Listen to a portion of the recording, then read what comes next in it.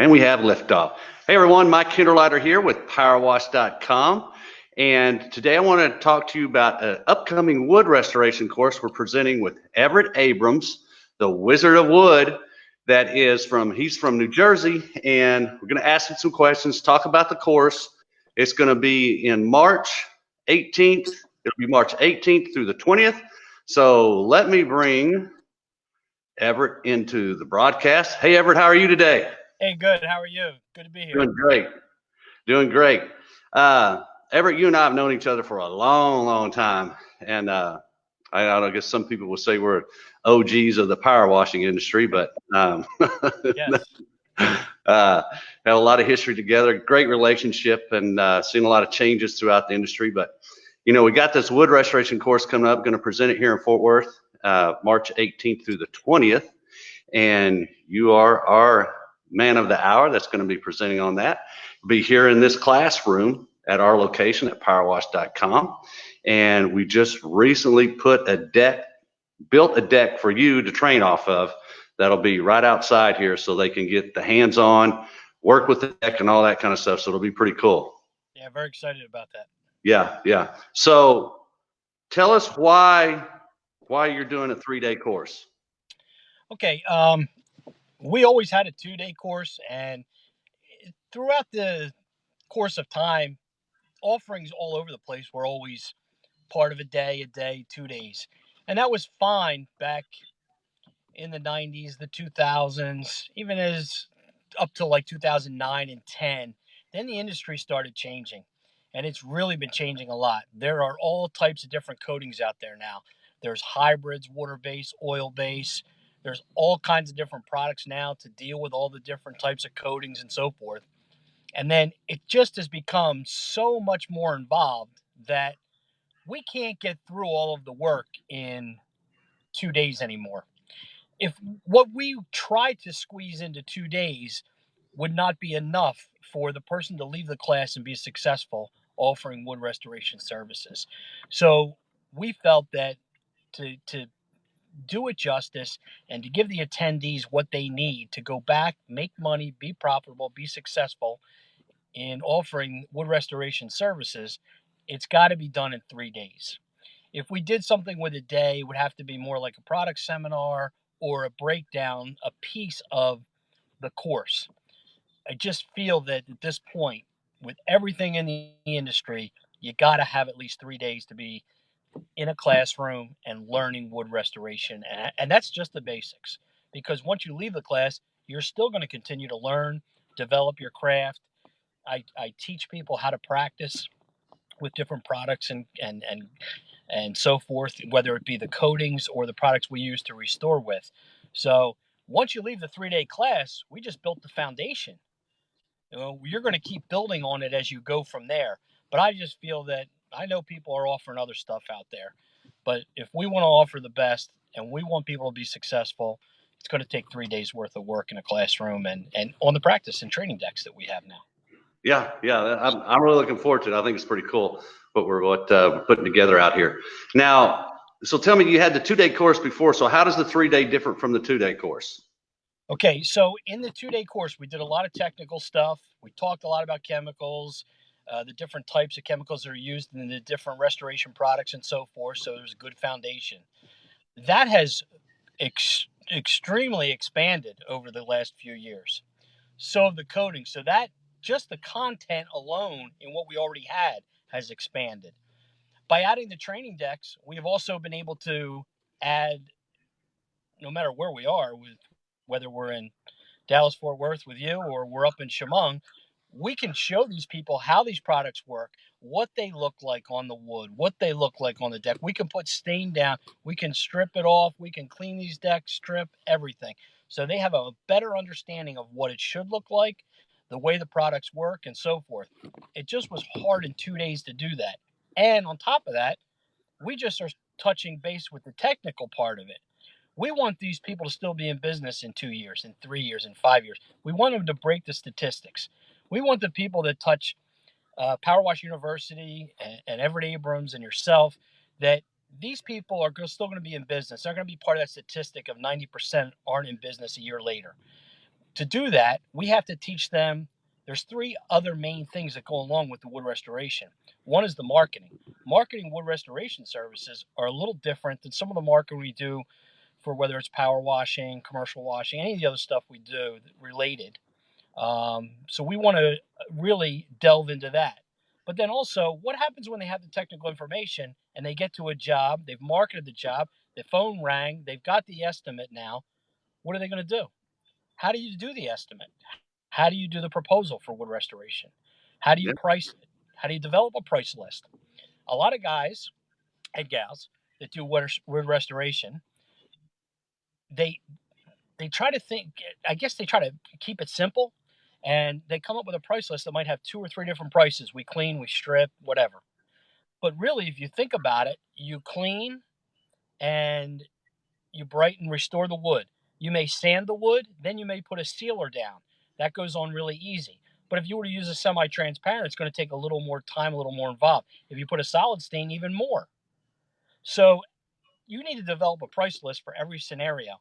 And one of the things we teach in this class is the difference of 25 cents and 50 cents a square foot or $1 square foot, what that difference makes over the course of a season and how much more money you will actually gross the top line, but how much you can actually bring home. Because as business owners, everybody knows the last person to get paid is us.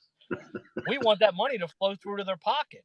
They're leaving too much money on the table by not developing a price list, not having the correct prices, and so forth. So when they take this class now, they get everything from A to Z. They'll be able to go out, get the technical information, the business part of it, and they will be successful or at least have that jump start.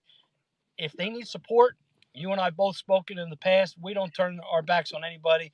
We support them. They've taken the class. They need support. They need help afterwards. It doesn't absolutely. end. It doesn't end at the 3 days. We keep right on going with them. We Yeah. become part of their success. Yep. Absolutely. That's good stuff. So what do you see? I mean, as because of what's, and you talked a little bit earlier about industry changes. So Mhm. talk a little more about that. So industry changes you see and what you see happening in the future. Okay.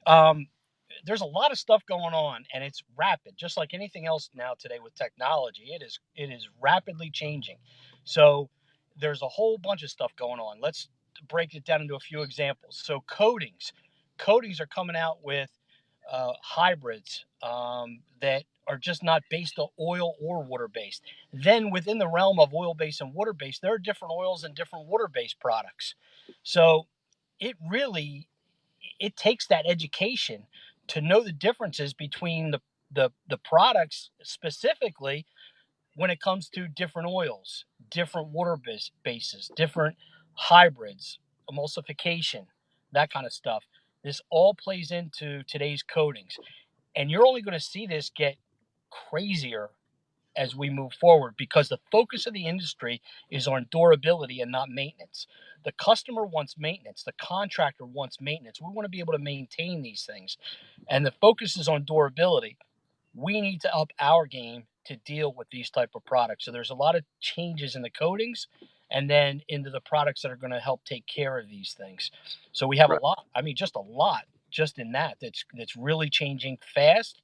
And if you're not on the forefront of this, it's not like years ago where we had all oil-based stains and it was like that for 10 and 20 plus years.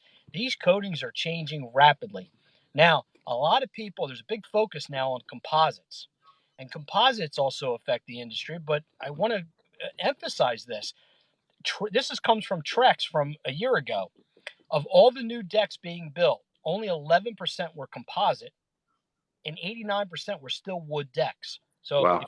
if you're Well, watching this, that's job security. yeah. Well, and not only that, but I think even from my own personal perspective and things that I do around our home, the preference is wood. I mean, we want a natural look and a natural feel for things.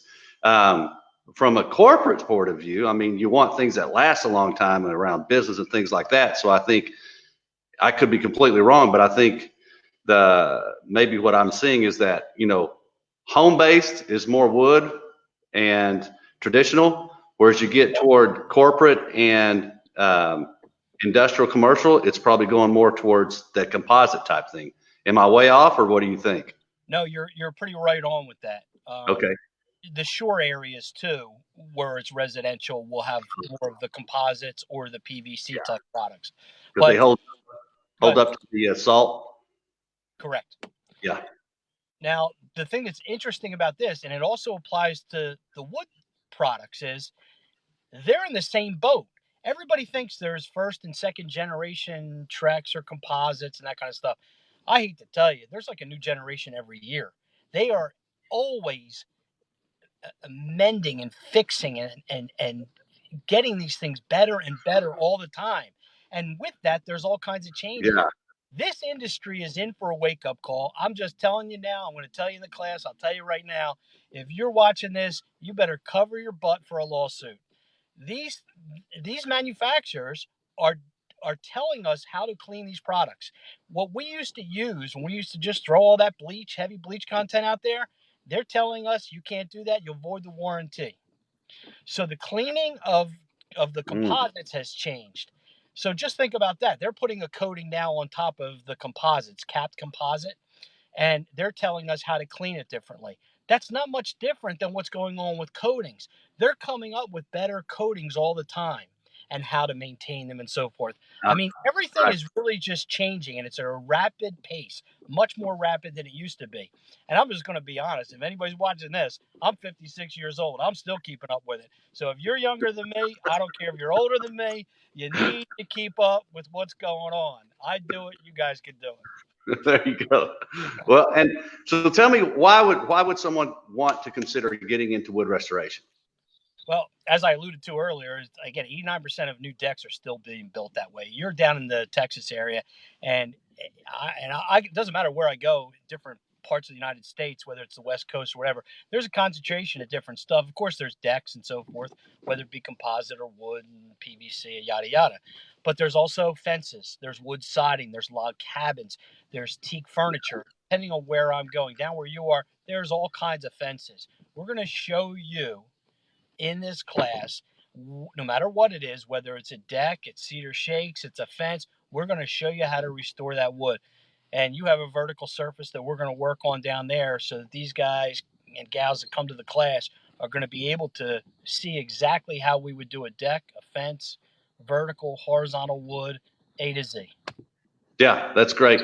So I did, and of course, and a lot of guys that are around residential would probably want to do this, and there's even some around commercial. But how is it for the guys that are like doing residential work, or guys that are in landscaping, window cleaning, uh, pressure washing, and house washing, as far as that goes, pool cleaning, all these different avenues, or people who are around a wood product? How easy is it to sell or add on the service?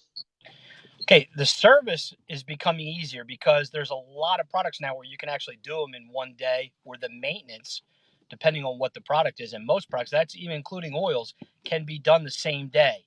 It's always the initial time we come out. But that's anything that we do. I don't care whether you're a pool, a painter, a landscaper. First time we go out with a customer, it's always more intensive. We have to get it where we want it, and then we maintain it from there. No different in wood restoration. If you're just one of those people that just want to go out, spend a couple hours, collect a check, and go, you're probably not meant for wood restoration services. They're a little more involved. Okay. Right, But right. part of it is that's great about this is if we take pool cleaning and landscaping and pressure washing and all that stuff, when you take that grade wood, you take that deck that's peeling, you just take that drab look and you refurbish it, renovate it, restore it. It's a wow. It is a wow, wow, wow. And the people will Yeah, become your dedicated customers. And then for me, if I want to sell window cleaning, pressure washing, washing the house, it's real easy because they know that how I took care of that deck, I'm going to take care of the house. And most of the jobs, I mean, we're talking on an average, and this is just basic restoration stuff. We're just cleaning and we're going to seal it. You're talking around $2,400 on an average job up where I'm in South Jersey, a little more. If you take that $2,400 and tell them you're going to clean the house for $300 or $400, yeah, throw it on, add it on. yeah, $500, add it on. But if I took the $300 house and I'm trying to sell a $2,400 deck restoration, it's a little harder. So it's kind of a good lead in. So we also teach in the class. I don't want to give everything away, but we yeah. You can't do that. Yeah, we teach how to separate this service from some of your other services. And you can call it a specialized service, your niche service, your, however, but it's a great add-on. Even if you don't do it standalone, whether you're a painter, a landscaper, a window cleaner, this is something you can add on. And then you decide at what degree you want to add it on. Are you Yeah. just going to be the deck cleaner? Or are you just going to do fences? Are you just going to clean and restore? Are you going to add stripping and full restoration? You decide, and we set you up with the best ways to do that. Yeah, that's good. That's real good. You kind of said something a while ago that made me think about, it's not just the quick in and out, and there's so many different things you need to learn about deck restoration. Made me think, okay, that is actually kind of a good thing because it creates a barrier. It's not real easy for everybody to get in to do it anymore because of the changes, which means you really need this kind of education. And second, it kind of leads in, is there good profit to make? And usually those are the right scenario for that. So tell me a little bit. Can a guy make good money doing wood restoration? You can make great money doing wood restoration. Again, it's part of developing that price list, and we help people with that price list. Now, of course, we've all heard about every company's different, and taking that out of the equation, Yeah. we still have to figure out the exact cost. And I know that I took, again, I'm giving a little bit out. I took a couple of guys that work for me. We sat in the conference room last year, and we started really hammering the time from the beginning of the estimate to the end of the job, before the initial call to the end of the job. And we found out that we were missing a few $100s in cost in some cases. Some it wasn't that much. It depended on the job. So what we did is we've actually raised our minimum up, and we're going to identify that in the classes. We're going in the class. Oh, nice. We're going to show how to come up with your expenses so that you can price this correctly. And then we're going to talk about if they have employees, if they're just an owner operator.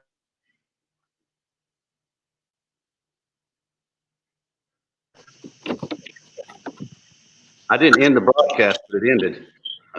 I'm still here. Yeah, I am too.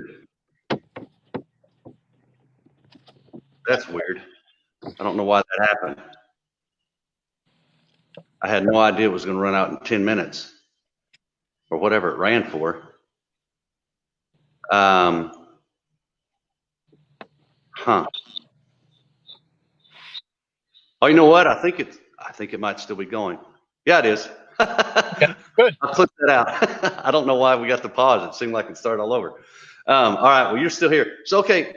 So let's just continue with that then. So, what can someone expect? I mean, we talked about a lot, what's coming through, but what can someone expect when they do attend the course? I mean, give it just a quick brief highlight of it.